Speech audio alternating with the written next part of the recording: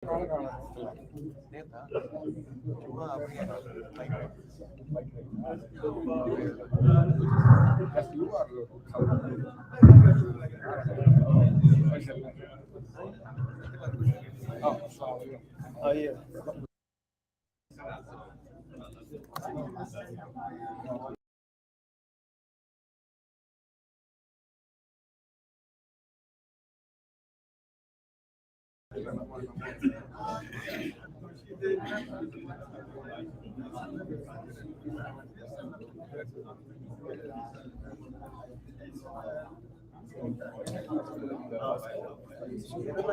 is the website?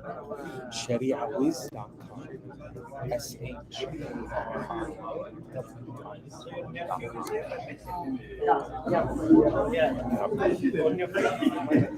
I met him in Iceland.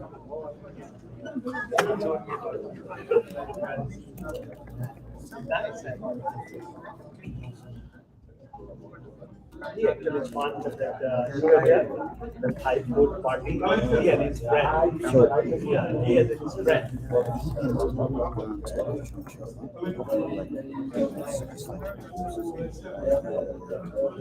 بعد كيف اجلس انا ولا كيف؟ لان راح احصل على الكمبيوتر فراح اجلس او جسمي فيسي.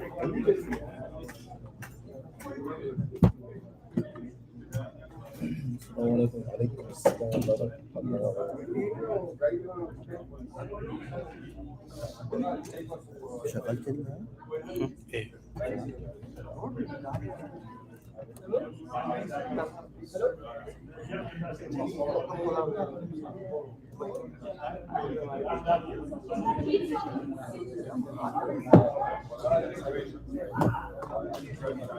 محمود تمام.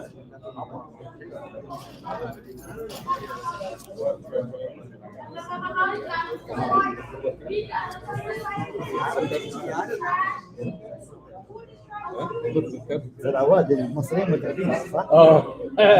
لا هم خير وبركه.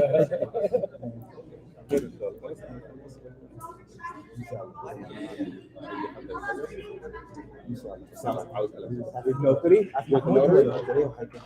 لما بنطلع على طول بده يكون شهود اثنين، اي اثنين مش في الوصيه او اكسبلاين. انت حاجه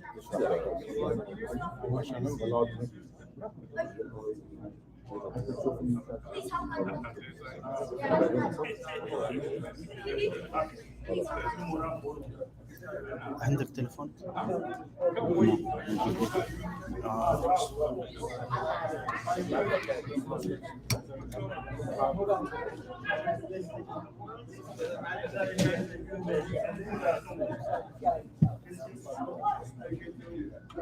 هذا الثاني لو تحرك نقدر نشغل الثاني يعني لو شوف بس اتفرج على اللايف يعني شوف لو كل شيء تمام.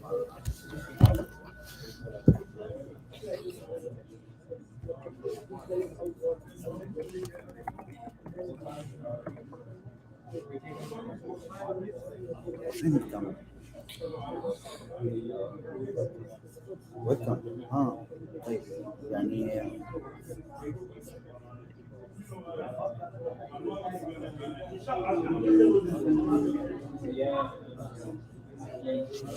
سلوات هذه الآن لايف يعني سكرين تبعك لايف.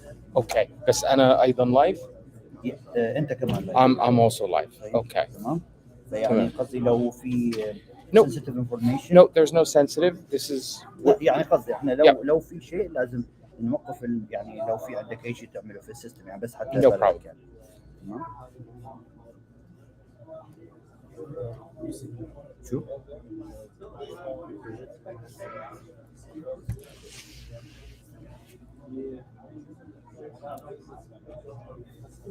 نقرب شوي.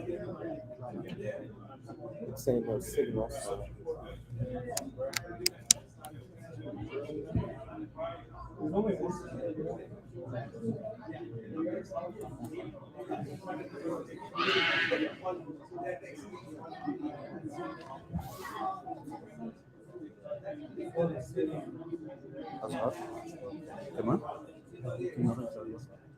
لا بالعكس احنا نريد صغر كيف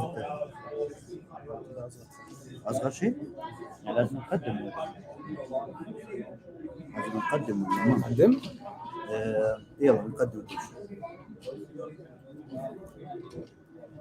شيء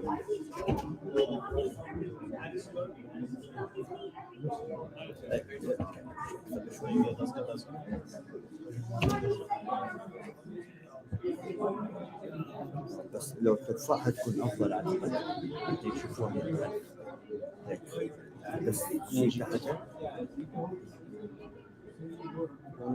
وعليكم السلام. How are you, brother? Inshallah, it's good. I'm just trying to lift it. You need the whole skin. Yeah, I think there is a way I to. think we just want to make sure that it's this is zoom in, zoom out. And what about the thing? If you do it, that should probably be the Olympics. Yeah. Girls, you didn't have to go downstairs, okay? No, you cannot be here. Go downstairs. This is focus.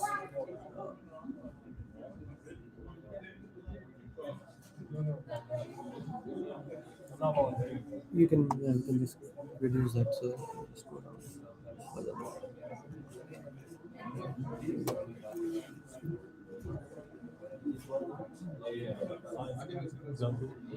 ممكن نحط كتاب تحت.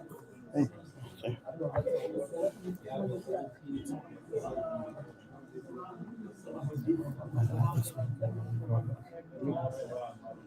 Both of these should be the same level. Yeah, just level it and it should be okay now. So break this one. Okay, so just level it.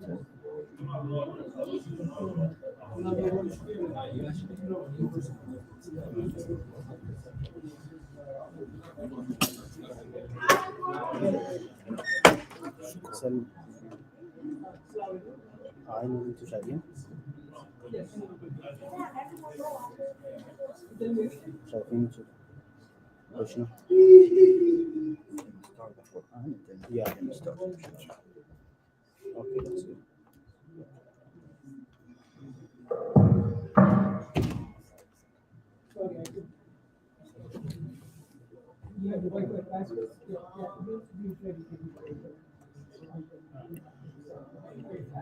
This one can go back.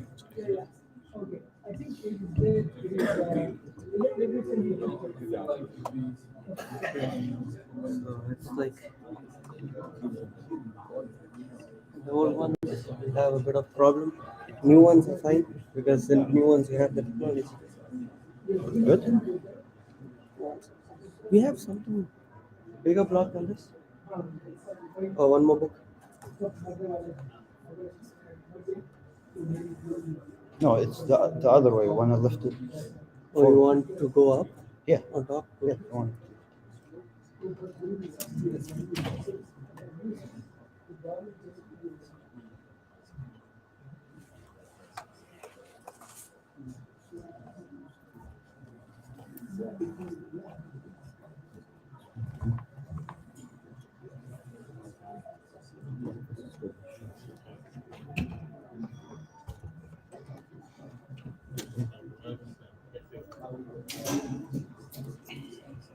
الراديو بتاعك موجود؟ لا. وين هو؟ في الأوفيس؟ طيب خلينا نجيب عشان أنا اديتهم راديو تحت.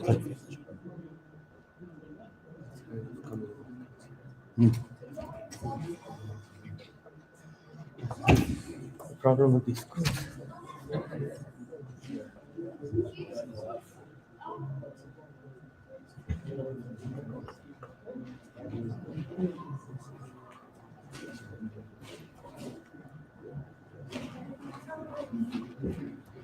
Now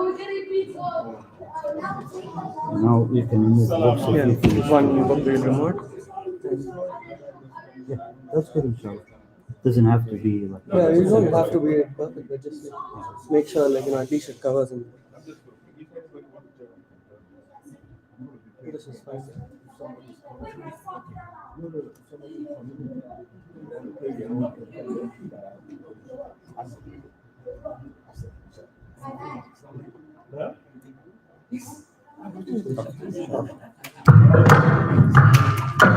Assalamu alaikum wa rahmatullahi wa barakatuh.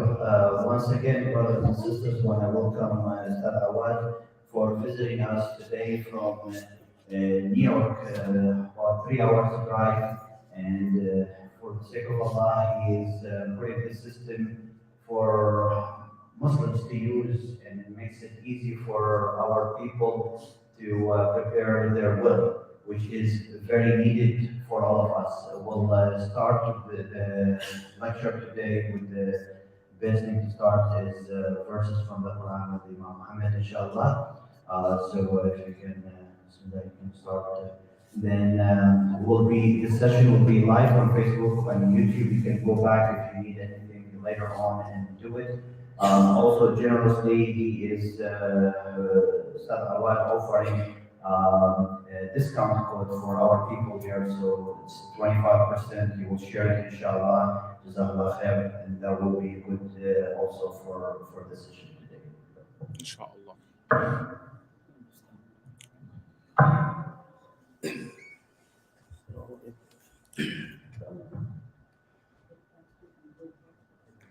أعوذ بالله من الشيطان الرجيم.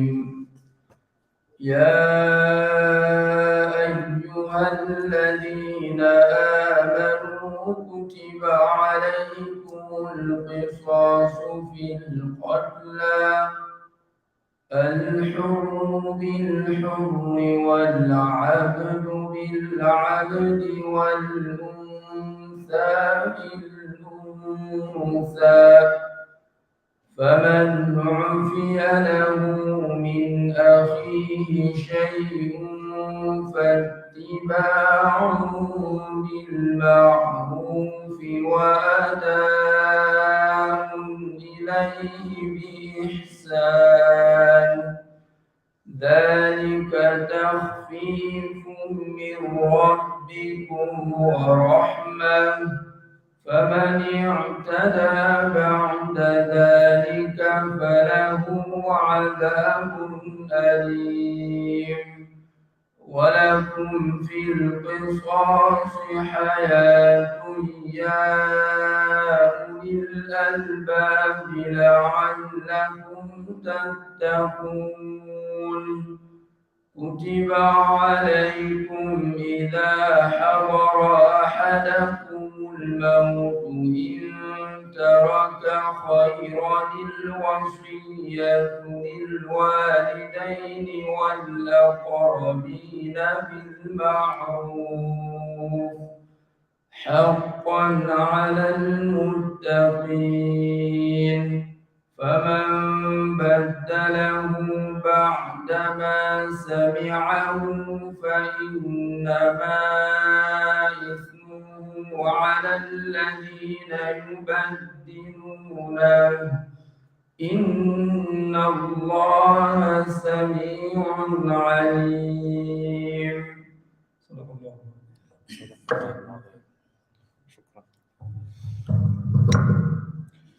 شكرا إمام. السلام عليكم ورحمة الله. شكرا إمام إبراهيم لهذه الدعوة. Thank you very much, Imam Ibrahim, for inviting me to your community, and which I consider now my community. I was explaining to my son, when you see the diversity of Islam, you'll understand the beauty of this ummah, how we are united in one faith. And the belief in La ilaha illallah wa Muhammadan Rasulullah. Today, we're here to discuss something very, very important for Muslims, which is to take care of your end of life affairs. In the United States, as most of you know, we are a country that is a secular country that separates religion from our mode of government and from our legal system. So if you pass away without a will or a trust, Pennsylvania state law would govern. which means that your estate is not going to be distributed according to the Sharia. Issues regarding your burial are not going to be addressed, and so much more. So if you want your wishes to be documented and followed when you pass away, you need to have your last will and testament. And otherwise, the government is going to decide how your estate is distributed. If you have minor children, it's the court is going to decide who's going to be the guardian for your children. And of course, burial and so forth and so on. There are many issues that you will have no control over unless you have your final will and testament. If you want to leave a sadaqah jariyah, you need to have a will identifying the recipient of your sadaqah jariyah. So with that proviso, one, my name is Abid Awad. I am an attorney in New York and New Jersey, and I'm an Islamic law expert. I have taught at Rutgers Law School for 17 years. I've taught subject matters ranging from Islamic law to Islamic finance to family law. Islamic inheritance is one of my areas of expertise, but I am here as the CEO and founder of ShariaWiz.com, which you see on the screen. I am not your lawyer, and I am not here providing legal advice. I am here giving you education about estate planning and about Islamic law of inheritance. ShariaWiz is not a law firm. ShariaWiz is a platform that I created to make it easy for Muslim Americans for a discounted price, for a very affordable and accessible fee that you can comply and fulfill your faith and create your Sharia compliant estate plan. So with that preface, I think the best way of explaining to you how the Islamic will works is to actually do one with you. So what we're going to do is we're going to go to ShariaWiz.com that you see. You go to the site and you're going to want to register. You're going to create your email.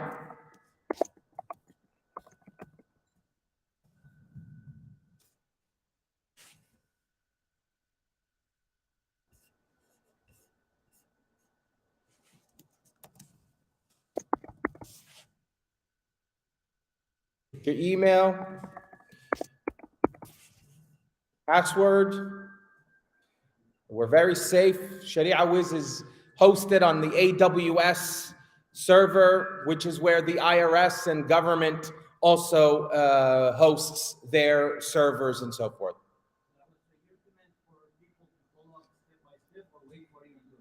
If you have your computer, it's probably better you can start your will and follow.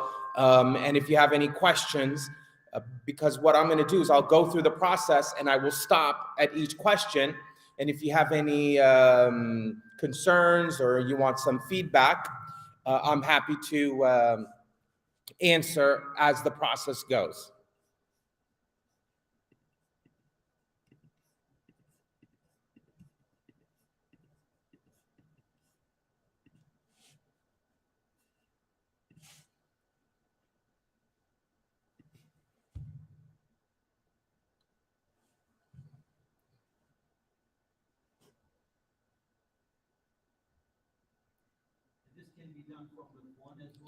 Yes, you can do it on your iPhone. We're very mobile friendly as an application. There's 3 products that are offered on ShariaWiz.com, depending on your needs. I don't know why this is not Xing out, because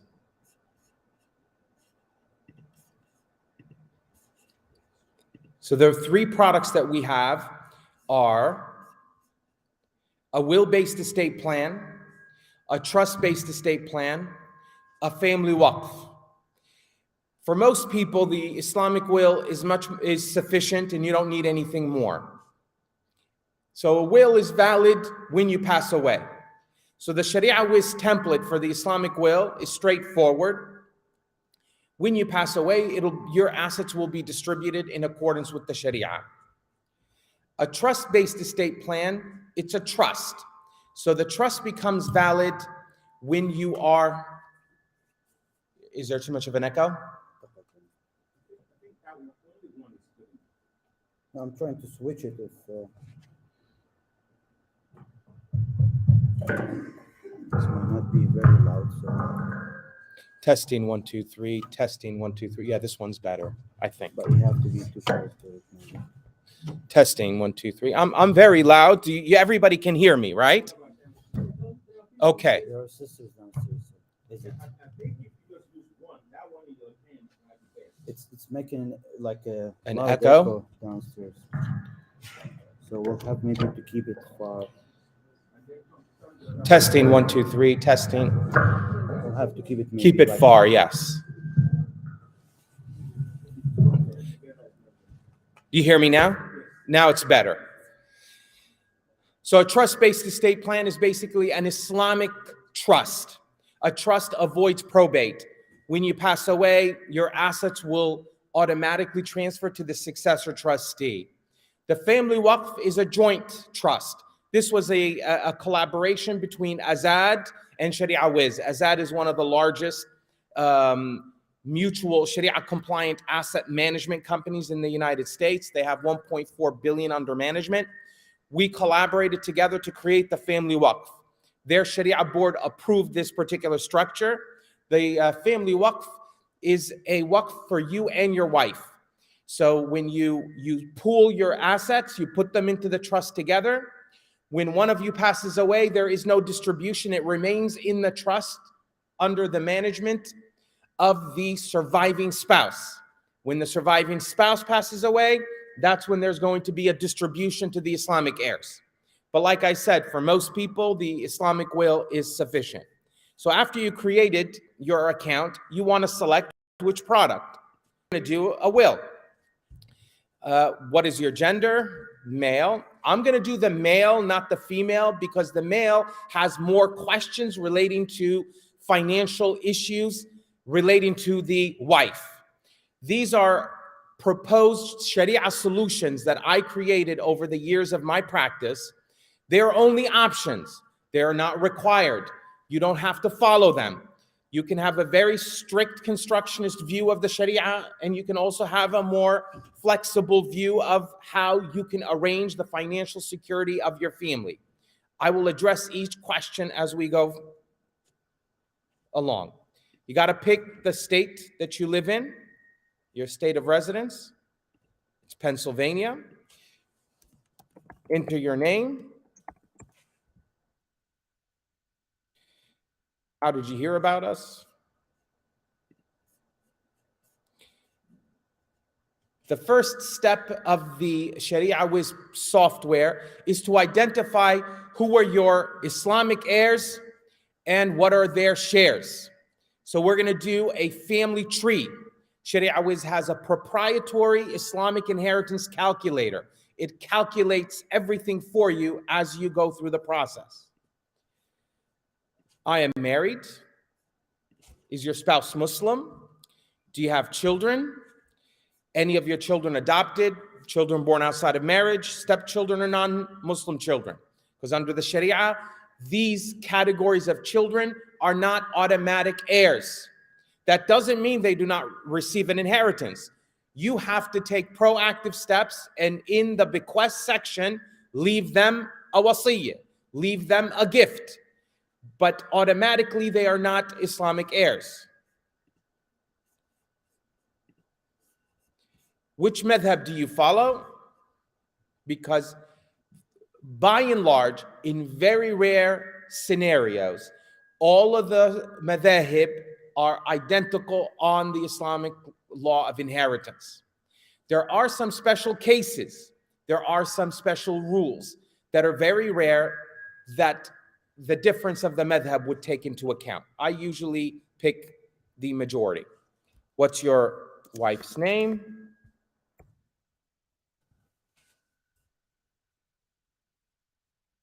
Your date of marriage? Your father alive? Is your mother alive? Now, if you say no to mother or to father, it's going to ask you about your grandmother, because the Islamic law of inheritance has a hierarchy that goes down from one generation to the other, and they have prescribed shares.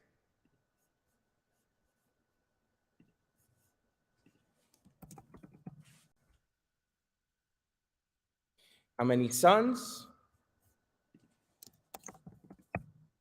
And their birth date. If you have daughters,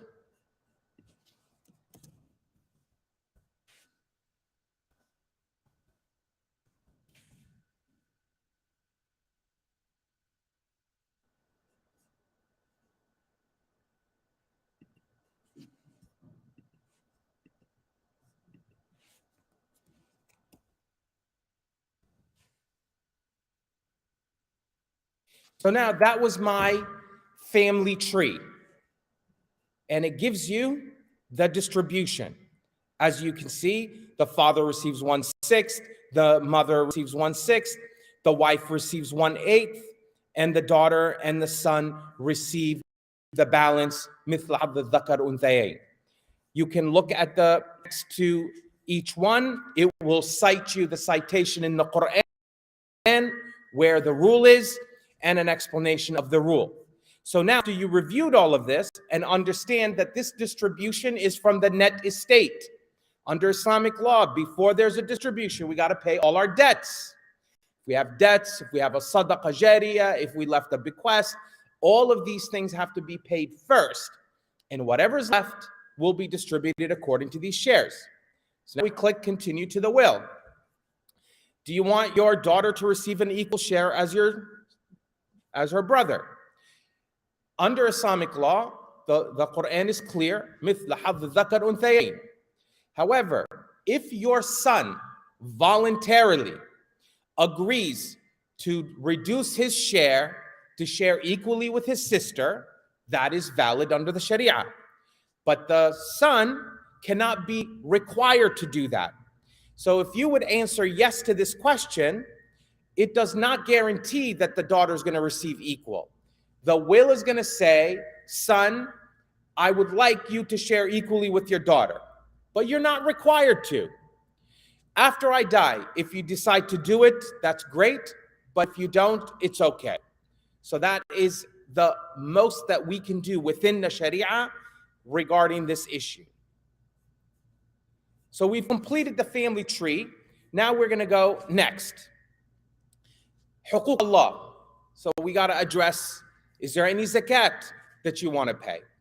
Is there anyone, if you didn't perform Hajj, do you want to leave money for your son, for your brother, for some person to do Hajj on your behalf? And if you would say yes, you would put the name and how much money you want to leave for them to do the Hajj. Have you announced a nidhr? Did you swear that if your cancer is going to go in remission, you're going to feed 1,000 poor people, or I'm going to do a waqf for Masjid Al-Sabereen? If you did, you would say yes, and you will explain so that this will be paid from your estate. Do you have any kafara that you owe? So we're done with huquq Allah. Now we come to religious obligations to your spouse. Under Islamic law, your spouse will receive 1/8 of the estate. In most American states, from all over, you cannot disinherit your wife.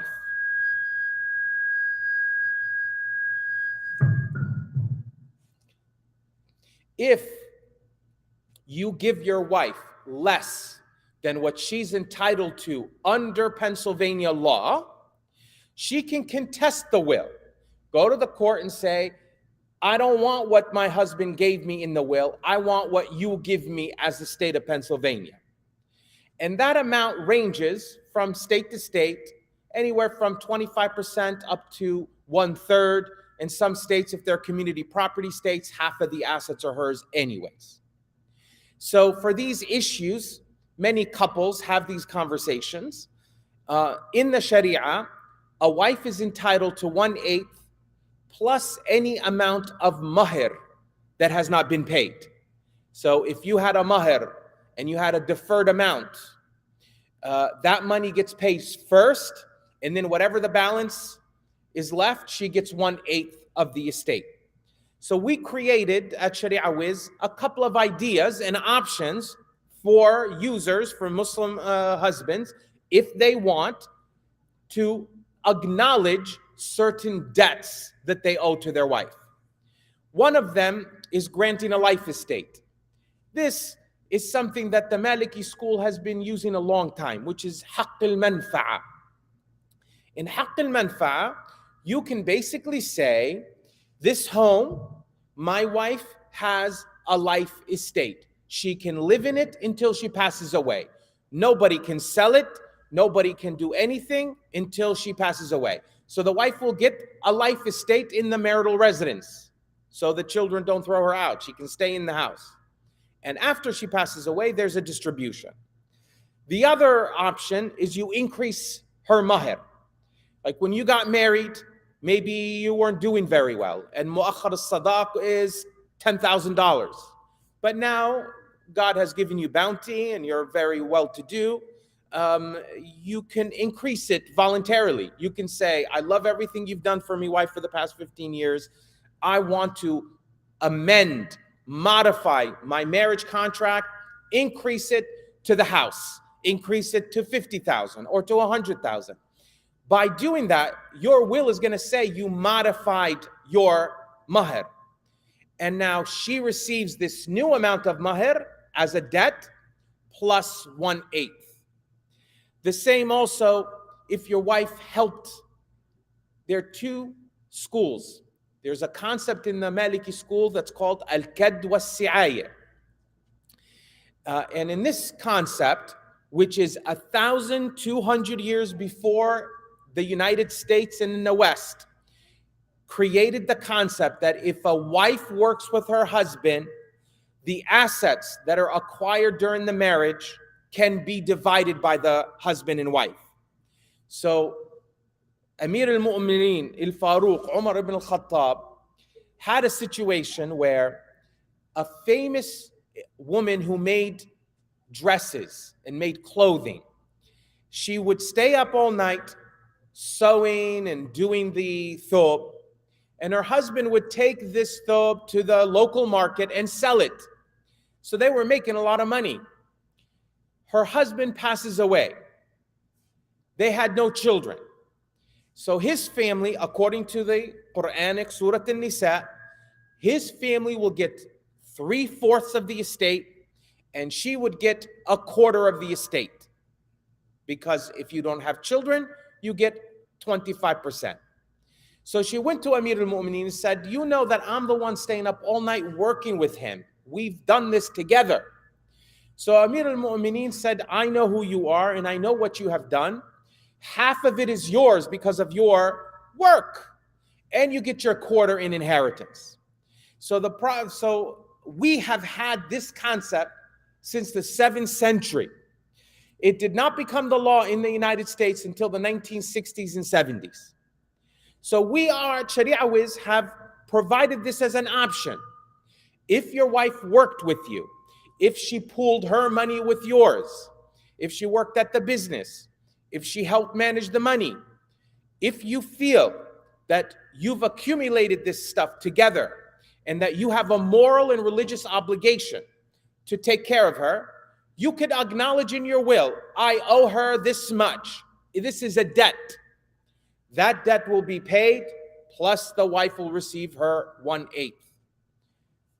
The other theory is the marriage contract. Under Islamic law, the scholars have concluded that the husband is required to provide food, shelter, and clothing to his wife. And some madhahib took the position that you should also provide her with a khadima, with somebody to help her around the house. Some scholars say if the wife comes from a high economic, social status, she's entitled to the khadima. If she comes from a poor background, she's not entitled to a khadima. So whatever school of thought you believe in, if your wife has been doing all of these extra chores, cleaning, feeding the kids, doing everything around the house, and she has not received compensation after 20 years, even though she did it voluntarily and she's not asking you for money, but you could acknowledge that under the contract you were supposed to bring somebody to do this for her, and you could acknowledge, I owe her 10,000, I owe her 50,000, and that amount will be paid as a debt. So these are the options in these questions. Would you like to grant her a life estate? Do you want to increase your mahr? Do you want to acknowledge the financial and non-financial contributions of the marriage? So all of these options are options. They're not required. There is no particular obligation. They're not wajib. This is case by case. We at Sharia Wiz as a platform provide options to Muslim Americans. These options have been approved by my Sharia board. That doesn't mean another board would not agree with them. So it's up to you. Now, debts to family and friends. This is one of the most important reasons why we as Muslims, and the Quran directs us, that if I take money from somebody to record it, we're in the United States, we're an immigrant community. My brother has better credit score than me. I put the house in my brother's name. My cousin has a grocery store and he gave me 50,000 so I can open my grocery store. If you pass away without recording that, that's going to be a major problem. He could lose the money. You have now owed somebody money and died without paying it off. So to be clear, you want to put any debts in your will. So these are debts to family and friends. If you owe anybody money, you say yes, and you enter the name and the amount. The next is the bequests, the sadaqah, the gift, the wasiyah you want to leave. Under the Sharia, you are entitled to leave up to 1/3 in the aggregate of your estate to anyone that is not an Islamic heir. Meaning, I can take my 1/3 and give it to Imam Ibrahim, but I cannot take that 1/3 and give it to my son Ahmed, because Ahmed is already receiving his share in the inheritance. So here, you decide, do you want to leave a sadaqah jariyah to your mosque? Do you have a sister that needs help that you want to leave her money? Do you have a relative? Do you have a friend that you want to leave a sadaqah jariyah or want to leave them something as a gift? Do you have those notes, for example, the requests? Do you have notes there as to what these options are? Oh, yes. So you can read on the top, a bequest is leaving an asset such as real estate, stock, bonds, jewelry, and cash to individuals or organizations in your will. The bequest section covers several things. Bequest to a relative or friend, Muslim and non-Muslim. Because you may have, the Muslim community in America, we're mixed families. We may marry somebody who's not Muslim, and we have a stepchild that's not Muslim.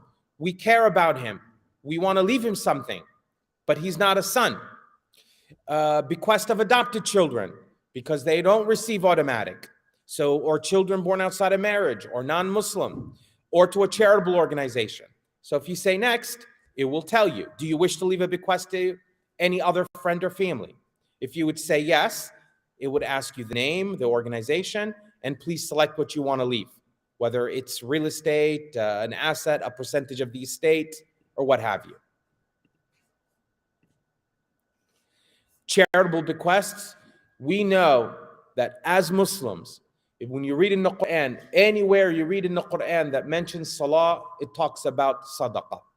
It talks about zakah. As Muslims, no one is more charitable. Charity for Muslims is an act of worship. It's an obligation. The Quran specifically says, الَّذِينَ فِي أَمْوَالِهِمْ حَقٌّ مَعْلُومٌ. Basically, we're not doing a favor. Part of our assets, part of our wealth is for the poor, not mine. And this is something that we want to encourage Muslims to acknowledge that. And we make this easy for you to take care of the poor and needy that you want to address. So if you want, Islamic Relief is a partner on Sharia Wiz. There are preferred Islamic charity. But you don't have to leave to Islamic Relief. You can say no. It'll say, do you want to leave to another charity? Now we come to the section on estate management. So we got to pick who's going to be the executor. If we have minor children, who will be the guardian. Usually an executor would be your wife, your husband, your older son, your daughter, your brother, somebody you know that lives in the area and is familiar with your life and familiar with your family, so that they manage your affairs and implement your wishes. You have to put an alternate. So just in case one is not available, you have number 2. If your children are under the age of 18, they're minors, you can select who would be their guardian. If when you pass, your kids are young, what age do you want them to take their inheritance? Age of majority, or you enter a specific age?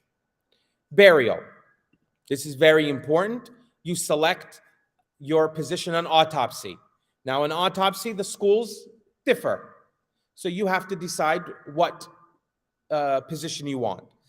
You can say autopsy only if required by law, only if required by law, or to discover a cure to advance humanity. I leave that decision to my executor. I leave that decision to my family, or simply I do not consent. Where do you want to be buried?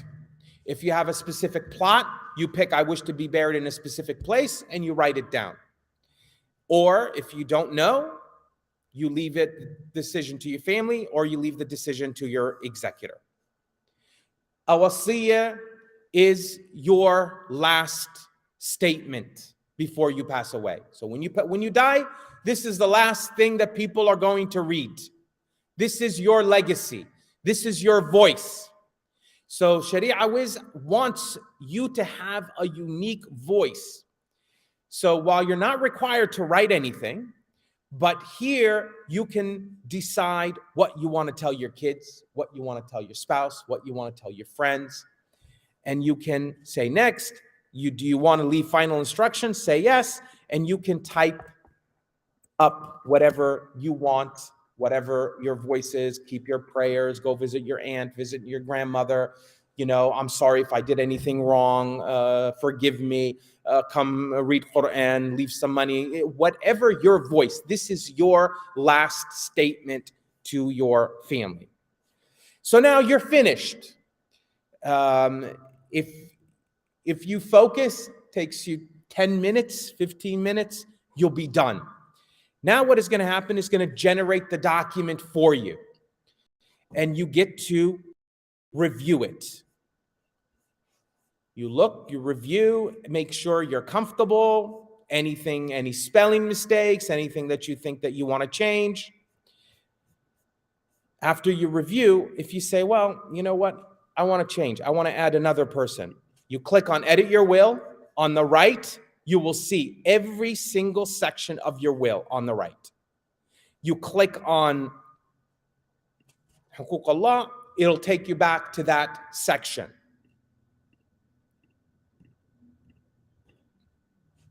Now you finish that section, it'll generate the document again so that you can take a look at it. Now, with every Sharia Wiz template for an Islamic will, you also receive a waiver of elective share. So as I explained to you earlier, is that your wife and you have to agree that we will accept whatever is in my wife's will, I will accept whatever is in my husband's will. In exchange for whatever's there, I do not want my inheritance according to Pennsylvania law. So we created an elective share waiver. So this document that you and your spouse will sign, a marital agreement to waive elective share, tells you what you are waiving under state law in order for there to be clarity that we've agreed so that we make this will less subject to opposition in the family or in the court. So once you're okay, you go to checkout. In checkout, you're going to pay. You put your credit card or you pay by PayPal. In the coupon area, you get a 20% discount. You just have to put the name of the mosque, Sabereen, the same way that the masjid is written, Sabereen, and you will get a 25% discount, I believe, on your will. So instead of paying $199, you would pay like $149 for your will. I got my own code that's going to work just for one time.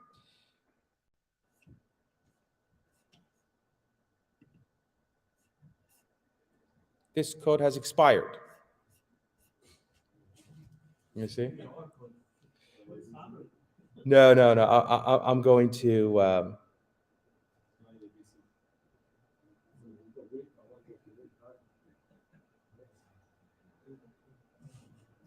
Code was shared with the WhatsApp.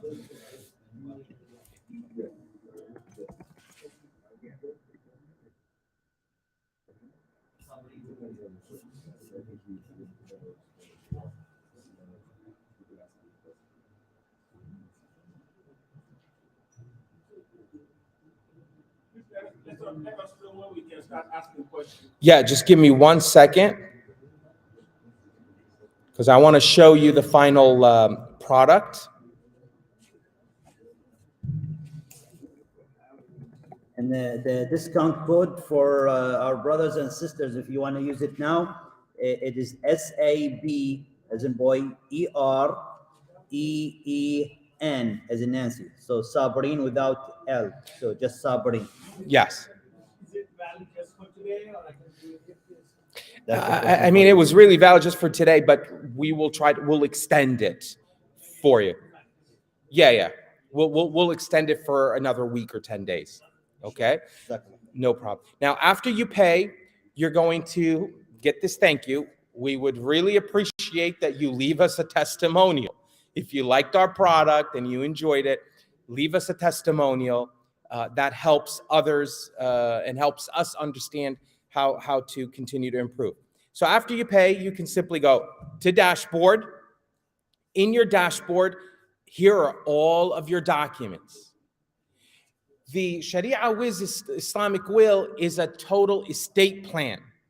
So not only do you get your Islamic will, not only you get your elective share waiver, you also get an Islamic inheritance appendix, all of the rules of the Islamic inheritance that will be attached to your will. You'll get a healthcare directive living will, your HIPAA authorization and power of attorney.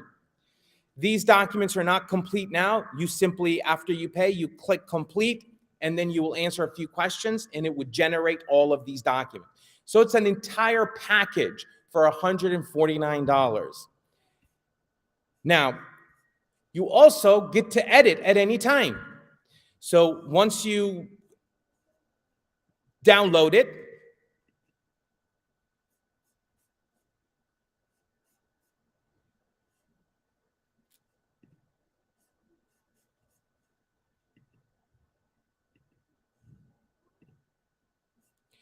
you will get detailed instructions. So as you can see, it'll tell you about your 2 witnesses plus a notary that you need to do when you sign. And those witnesses can be anybody here. They cannot be people who are inheriting under the will. My son cannot be the witness to my will. You know, you in the red can be a witness to my will. Anybody here can be witnesses to my will. So you get all these detailed instructions. And I understand that the imam has arranged for a notary to be here today to make this move faster for you. So you read those instructions, and here is your final last will and testament.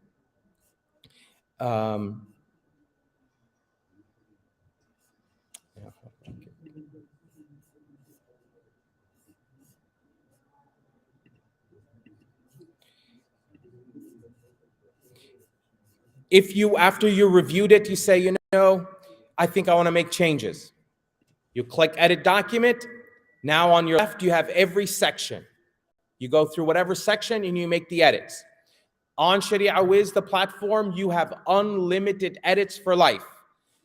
In 6 months, in 1 year, something changes, log into your account, enter your password, go back to your dashboard, and make whatever changes you wish. So as you can see, we've made the process accessible. It's an education. It puts life in perspective as you go through it, because now you're organizing for the hereafter. And it's affordable. And we're available to answer any questions that you may have. Yes, Jazakallah for coming to enlighten us and educate us about this. Two questions I have, and I have many, but I'll leave it to other people maybe I'll benefit from. I would certainly benefit from that question. My first question is, if you really want to leave your assets mostly to your grandchildren, and without really trying to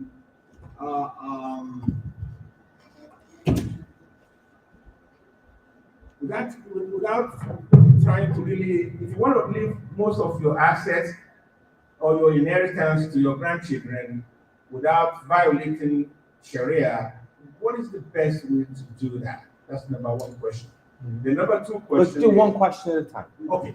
So number one, the grandchildren are not heirs if they have children. So if you have a son, the grandchildren are not Islamic heirs at the time of your death. Therefore, you can leave them up to 1/3 of your estate as a sadaqah, as a bequest, as a wasiyyah, up to 1/3.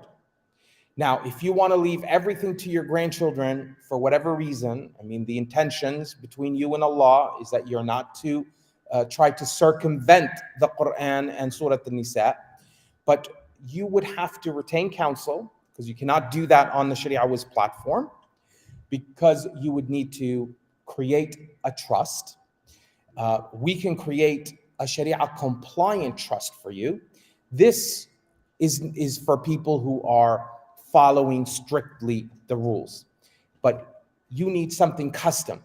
So we would do a family waqf for you. If you would have come say that you needed a lawyer to do it for you, you will transfer all of your assets in your lifetime into this waqf. And the beneficiary would be the grandchildren and the grandchildren's children's children. That is Sharia compliant and is doable. The second question is, you mentioned that 1/5 is for wife. 1/4 1/4. or 1/8. 1/8 if they're children, 1/4 if there are no children. Suppose people with multiple wives. So it's out to that fact. On the multiple wives, the mainstream position is that they would have to share the 1/8. And in the Sharia compliant Sharia Wiz, we do not support violating Pennsylvania law, but what you could do is you would leave in this a bequest for her. Question? By law, the executor doesn't have to, is it okay to be one of the people who are inheriting? Oh, yes, there is no issue. The executor, most people would select their wife or their husband as the executor because they know what the financial affairs are. And do they need to know in advance, or we can just put their name? No, you just put their name. I mean, it'll be a good idea to let them know that you selected them as the executor, because, you know, if they say no, you already picked an alternative. You always want to have an alternate. You would have your spouse, your son, your brother, and if your brother's not available, then an uncle or your spouse or what have you.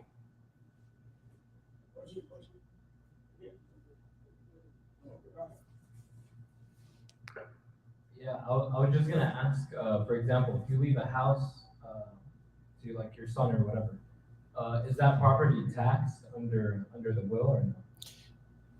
If there's any inheritance tax, generally, there's no inheritance tax when it goes. So I can't opine on Pennsylvania law. You could research it, I could research it, but in many states, generally when a parent leaves money to a child, there's no inheritance tax.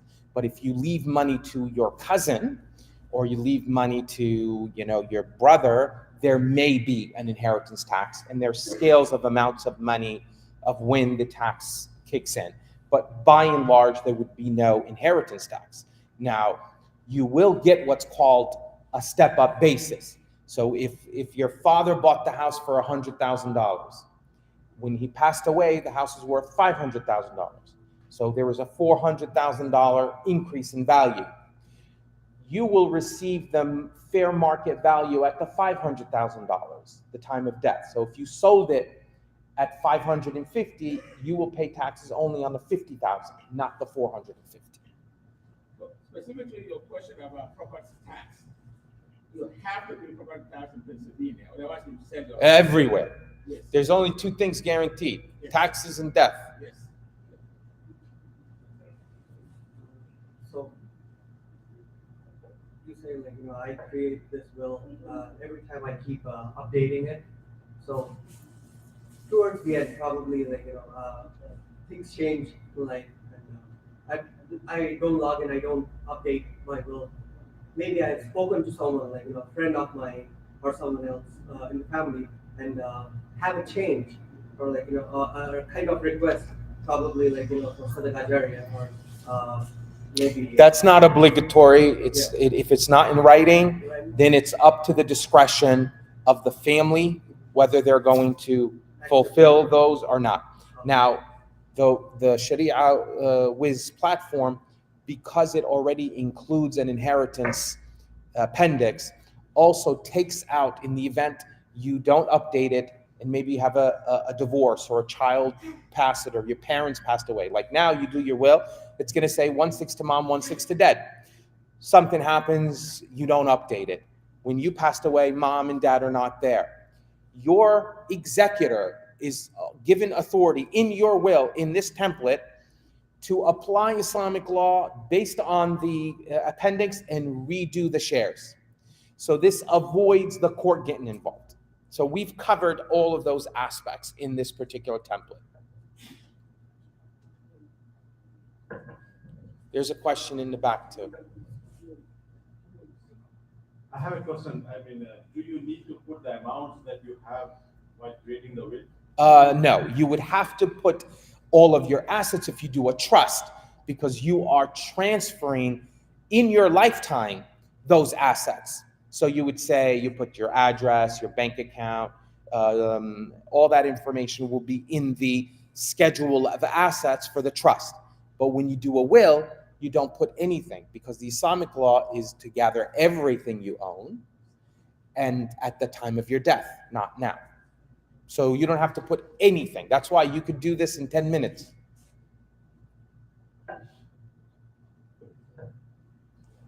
So in my children, let's say I have 3 dogs. Yes. If I want to give different amounts to different, one more or the other. You can't. That's violating it violates the Islamic law of inheritance, the Sunni law. If you are Shi'i Muslim, then you have flexibility when it comes to that, because for Sunnis, we take the position, La wasiyya liwarith. This is a hadith that we apply. The Shi'is do not follow that hadith. So they allow you to leave a bequest to your daughter, to your son, to your wife.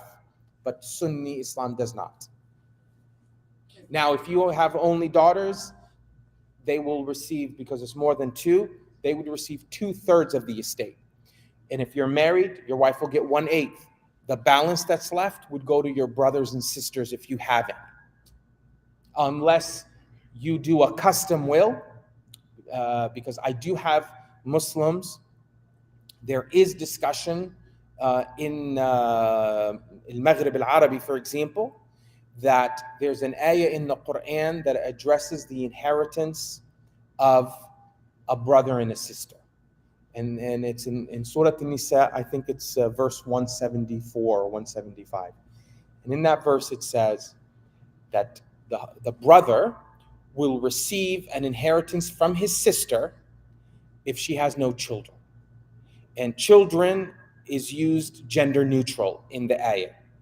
So that some scholars, again, this is a minority position, it's not mainstream position, and it's not even part of Sharia Wiz. So we have not adopted that position. We adopt the mainstream position. That a daughter also blocks siblings like a son. Like if you had a son and 3 daughters, your brothers don't receive anything. The only reason they receive is because you only have daughters. So this discussion that's going on is saying, like a son, the daughter should block siblings. If this is converted into an estate, then how does the, if this is like, if he goes through an estate, then how do they work? What do you mean if they go through an estate? Like, this proposition is more, if like having 3 daughters going to the brother or sister.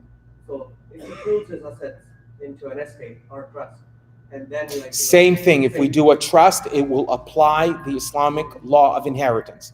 You will have to go to a private lawyer and do a private customized estate plan if you want to deviate. We're called Sharia Wiz. We are a Sharia compliant platform. We follow the majority and mainstream position on the inheritance, with, as you saw, the options that we provided for spouses. So if you don't do it today, do it later, so who is going to be to notarize? You have to go to a notary, go to UPS store, ask the imam. They have somebody here who's a notary. You can do your will, come to the mosque, pick any 2 witnesses that are present, and your friend would notarize it for you.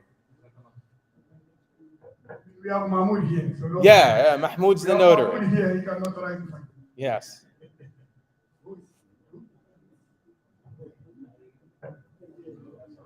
Wa alaikum salam. What happened?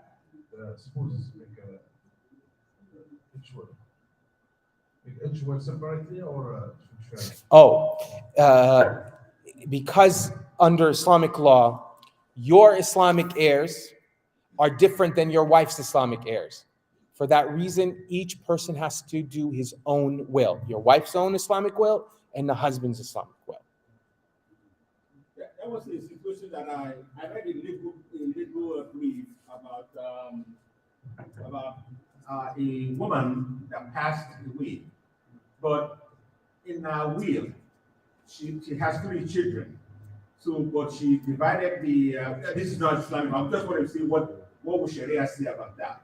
So what she did, she left the inheritance to the 3 children she had equally. But unfortunately, her son passed away before her. So the wife now is agitating that she wants the share of her husband, even though the husband passed away. So the wife is saying, no, I would like to receive my husband's share. Is that acceptable? Yeah. Now, if there's a will, in most American wills, what we usually write is we'll say, I want my assets to go equally to my 3 children, and we use this word called per stirpes. And per stirpes means is if that 1/3 that I gave to my son, if he passes away, it goes to his children. That's exactly the term that they use. Yeah, so it go per stirpes.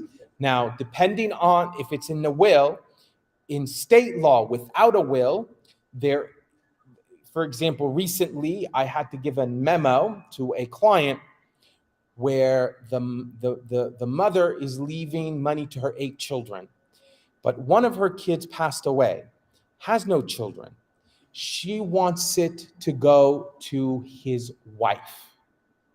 So because we were concerned if there was going to be an inheritance tax, because if I leave money to my brother under New Jersey law, there's an inheritance tax. The New Jersey statute actually said if you leave it to a surviving spouse, it would also be exempt from inheritance tax. But without it in the will specifically saying it goes to the spouse, if there are no children, it goes to the surviving children. Two questions, please. First, the final instructions. Legally, can this be added in a language other than English? Oh, sure. I mean, in the end, this is your voice. And if there is ever a dispute, there could be a translation.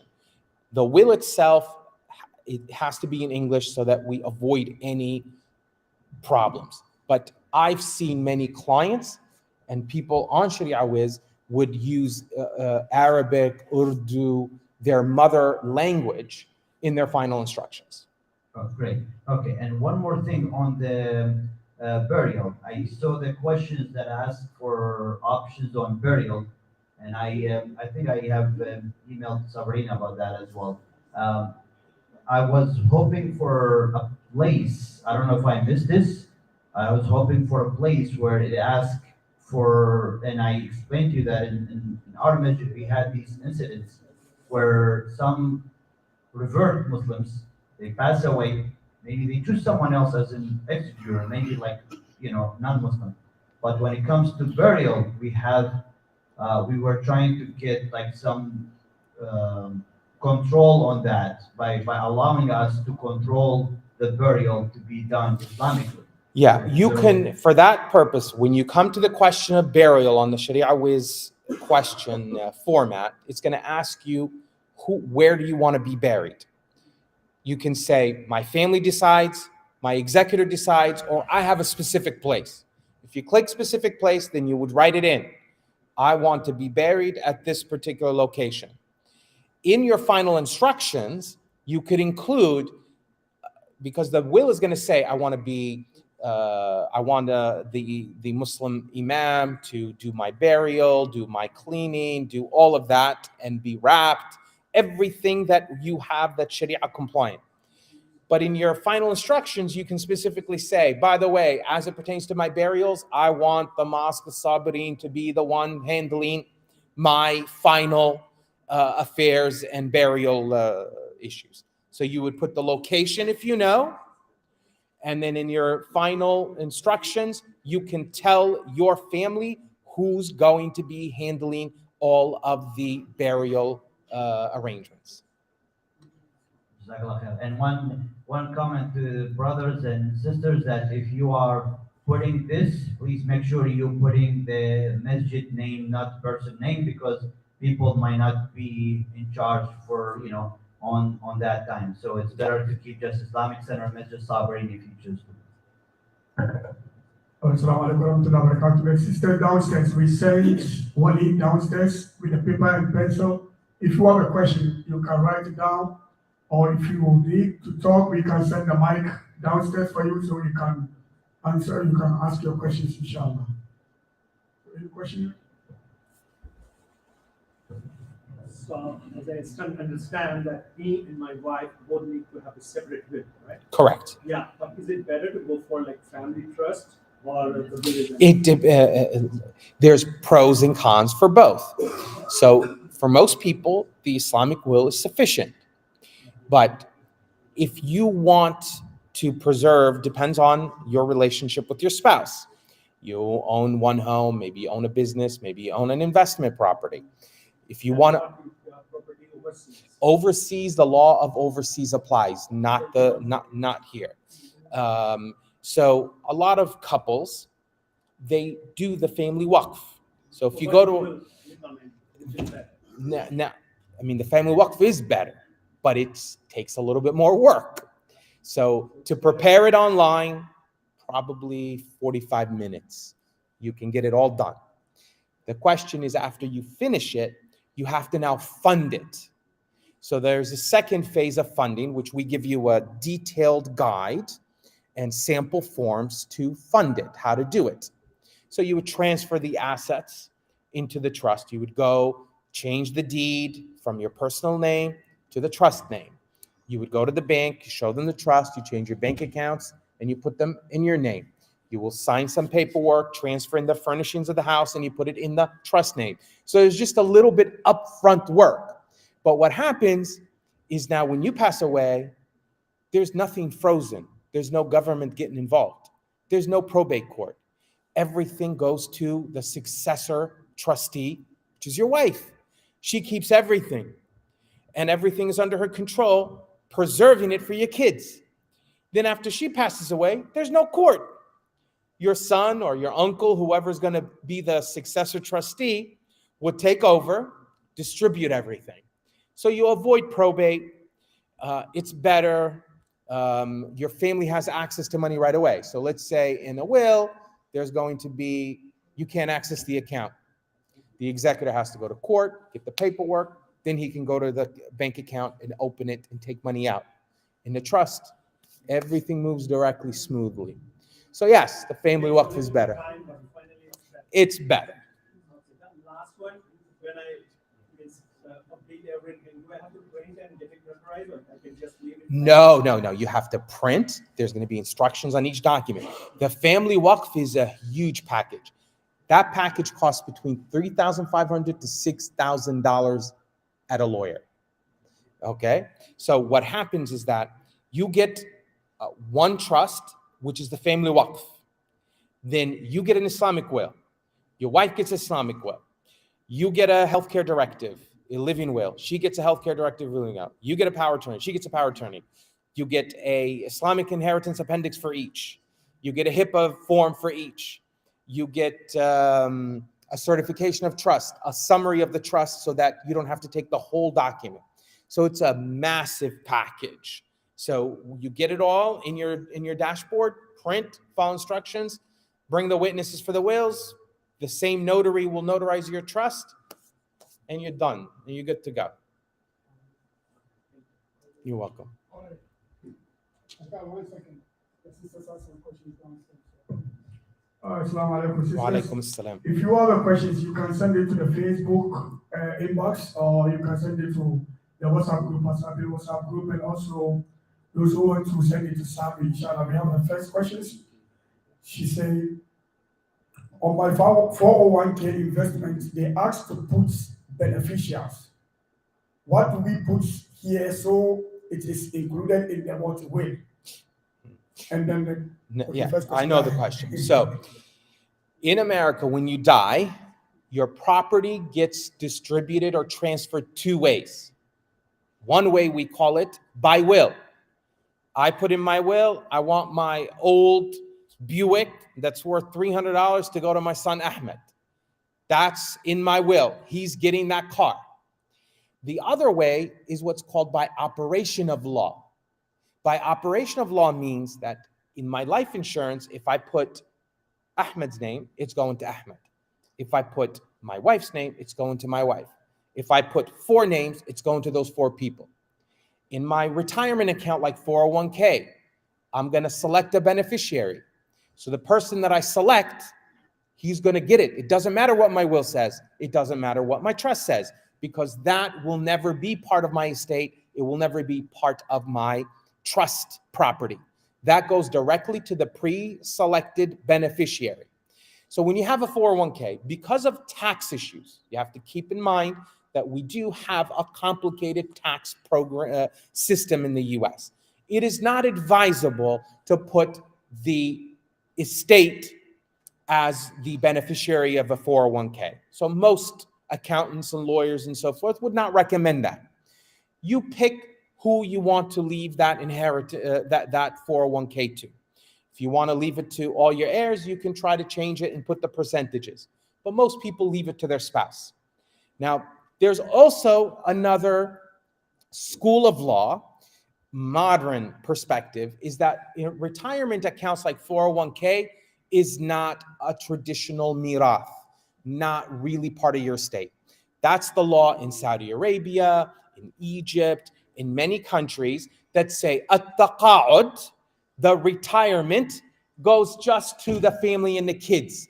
It's not distributed according to the Sharia inheritance. So that would be my recommendation, is just pick who you want that beneficiary to be. Okay, next question is, how does it work revert to your estate? What? From that question, Yeah. how does it revert to your estate? You don't want it to revert to your estate because you want to pick, it's my husband. And they're going to tell her who's your contingent beneficiary. In the event your first person, your husband or your son, not available, who's going to get it? If you don't have an extended family, or you don't, I understand, that will then go to your estate, or you can pick a charity. Okay, she said, how does the executor determine the percentage of the property? How does he determine the percentage? How does the executor determine the percentage of property? The assets, the executor's obligation is to put all the assets together, have people put the values. You get appraisers, it depends what the asset is. It's a bank account, simple. If it is a home, you got to find an appraisal unless you're going to sell the home. So that's how he would make the valuation of everything. Okay, we will ask those the next question, but let's ask her finishes, then we can go back, inshallah, for the sisters. And some of the sisters also sent an audio. I don't know if we have to hear the audio before we play, inshallah. You said we write a will, we create a will, we print it, we get it notarized. And can you recommend what's next, how to preserve it, how to make in your instructions, like I said, every document has instructions. It will recommend you leave it somewhere safe, maybe in a fireproof box at home. If you're going to put it in a safe box, if your wife and family and executor doesn't have access to it, it'll defeat the purpose. Because once you pass away, your bank accounts are frozen, your access to the safe box is going to be frozen. So unless your wife's name is on it or your brother's name is on the safe box, that they can get access to it despite the fact that you passed away. So that's all you have to do. And you just put it somewhere safe and let your family know where it is. Okay. And Sharia doesn't have any options to kind of retain it on behalf of... No, we're not. And there is discussions, and this may not be this year, in maybe another year or two, the laws in many states are going towards creating e-wills, but there are certain iClouds or locations that have to comply with certain law to be able to save the electronic version. That will be something in the future, not today. One more question though. You said unlimited edits for lifetime? Correct. Being a platform, inshallah, we wish it stays there for another 300 years maybe. What's your take on can you clarify what you meant? How long you plan to stay? This is a project that we're introducing additional products. So we will be launching, hopefully by August 1st, the first Sharia compliant prenuptial agreement. So we're taking the Muslim marriage contract and creating it as a valid prenup format. So we're in this for the long term, not the short term. Okay, inshallah. A sister was asking if a husband and a wife, they share everything together, 50-50. Yes. So, and then just in case a husband or the wife passed away. So by the Sharia, is it the husband or the sister going to take only the 50 to share it? Well, it depends on how the properties are titled. If his wife and if both of them have their name, say, on the marital residence, there is something called the right of survivorship under American law.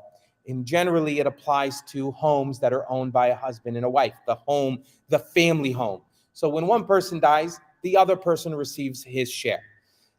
You got to look at the other properties. How are they titled? Are they 50-50? Are they 100% one and the other one 0? If that's the case, that's where you would need to clarify these issues. And probably a family waqf is the best option, because in the family waqf, everything stays within the family. Okay, another question is she says, is life insurance allowed in Islam? Now, that is also a complicated question. Strictly speaking, life insurance is not permitted. But there have been several modern scholars in the United States, like Mustafa Zarqa. I even believe Professor Qahf. There's some in the US who've taken the position, because there's no available Sharia compliant life insurance, because insurance in Islam is permitted, but it's permitted under the concept of takaful.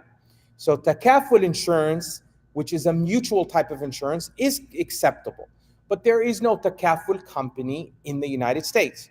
So based on the concept of darura, these scholars have taken the position that term life insurance could be acceptable because there's no Islamic option. If there's an Islamic option, then you are not permitted to take life insurance. But that's a minority view of what scholars say. Okay, last question from the sisters. After finishing the whole process, who should keep copy of our will to be released after death? You have you could leave it in a safe box, or as the Imam Ibrahim had explained, given this as service to the congregants of this mosque, they have a safe and they can keep the will in safekeeping. And then when there's a death, then the Imam will open the safe and read the will and appoint everybody that needs to be appointed. Yes, I'm just emphasizing this, and also Brother Askar asked about that as well. Yes, we do have a safe. It's a fireproof, flood-proof. Somewhere in the masjid, I'm not talking about this safe. We do have this. If you have your will completed, notarized, and sealed, you can just put your name on a big envelope or some sort of envelope and provide it to the masjid. Like, probably keep one copy at home, and you have the option to keep another copy here that can tell people to contact the masjid when that will is needed. Anything that, if you have your copy at the masjid, it is confidential, it is always kept at the masjid. So you need to know this, inshallah. So sisters, if you have another more question, please. We are about to start taking questions. So if you have more questions, let us know. Sami, can you text them to see if they have another question? Brothers, if you have a question, please let us know. You have a question? No, it gets probated in court when you pass away. Any more questions, please, brothers? We are about to be done with the questions, please. Sami, any questions from the sisters? Sisters, if you have any more questions, we are about to be done. Let us know, inshallah. 5 more minutes, then we'll be done with the questions and answers, inshallah. So if you have anything to say, you can continue, inshallah. No, I again, thank you very much, Imam Ibrahim, for inviting me. I enjoy doing this. I travel around the country, engaging with our community, and every place I go, it just makes me feel like I have another home. And inshallah, I will start visiting you more often. Alhamdulillah. Thank you very much, brother. That's very kind of you. So thank you very much. I have one more question. One more question? My question is about sometimes when someone passed away. Yeah. I think many years ago we did a will, just a rough sketch will, when someone passed away, because of a lot of times they just want to do the autopsy and all this stuff, and sometimes we don't want that. So how do we do it under this will, inshallah? In this will, it has a section just on autopsy. So you are telling the government and you are telling the police and the court, I don't want an autopsy. So it's already in your will. You pick your options. No will, I do not consent. I consent only if it's required by law. I consent only if it's part of a criminal investigation. You decide. So that covers you, and it's Sharia compliant. Okay, the sisters were asking if they want to contact you as a lawyer. How do they contact you? I am a lawyer in New York and New Jersey, but they can reach out to me. Let me give you the phone number. It's 201 201 462 462 9500. 9500. So that's my office. Okay. And you could reach me by email. Okay, say the email. My email is Awad. Actually, send me an email to Abed, ABED, at shariawiz.com. SHAIRAWIZ.com. Okay, great. Okay, inshallah, sisters, Brother Ibrahim will share it on the WhatsApp group, and then we will also share it on the various platforms on Facebook. We have relationships with Pennsylvania attorneys that we can recommend. If you want, again, you save money. The purpose of Sharia Wiz is to make this easy. You have a 25% discount. It's $149. You're going to go to a lawyer. It's not going to be $149. So, and you have to, this is making it accessible, because one of the problems that we have in our country is that only people who are wealthy can afford lawyers. So there is a serious problem with access to justice. And these legal technology companies like mine and others, we're trying to change that to make legal services accessible to all Americans at affordable prices. You can afford $150, but maybe you cannot afford $1,200, and then you don't get a will. This is done to make things very easy. And as you saw, it will take you less than 10 minutes answering these questions, and you will have a complete Sharia-compliant will, protecting your family and fulfilling your faith. Most important thing is fulfilling your faith, because if you don't, it's going to be secular, non-Islamic law that's going to govern your estate and your family. Okay, we have only two more people to answer this question, and inshallah we're done with this. Assalamu alaikum, brother. Wa alaikum I assalam. understand this is the cost that you mentioned is for creating the will, right? Correct. Suppose if I want to add a trust to it at a later time, what would be the cost? Again, you can start with the will. If in the future, well, if you do a trust, it's a trust and a will. It comes together. So for $499, you get an Islamic will and an Islamic trust. If you do a family waqf, you're getting a family waqf and Islamic will for each spouse. If in the future things changed and you want to upgrade, just email us and let us know that, I had already purchased a will last year. Now I'm interested in a trust. If you email us, we'll give you 100% credit subtraction. We'll send you a code. Instead of paying $499, you'll pay $349. Any other questions? Okay, inshallah. Just as the concept of Sharia is to make this easy, inshallah. Also, the Masjid is trying to make it easy for everybody as well. We have brothers here assigned, so any brother who does not have a computer or cannot use or doesn't know how to use, we have a couple stations here. We can assist you, inshallah, to create your will. We also have printer. We can print. After printing, we have also one brother to help with notarizing. So you can get everything done in maybe 30 minutes. Maybe before Maghrib, you can have your will done. In the meantime, and also if there is no questions, while we do this, we have some pizza and drinks, inshallah, you can share. And while, inshallah, Brother Awad can be here also if to answer any question if needed, inshallah. Yeah, the sisters also have stations downstairs. So if you sign up, or even if you didn't sign up, just see one of the sisters. You can be on that third, inshallah, and you can use one of the computers downstairs.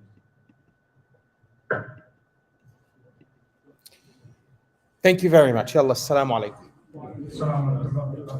We have pizza and some drinks up there, and we have the stations. Those who want to go it, you can start ahead, inshallah.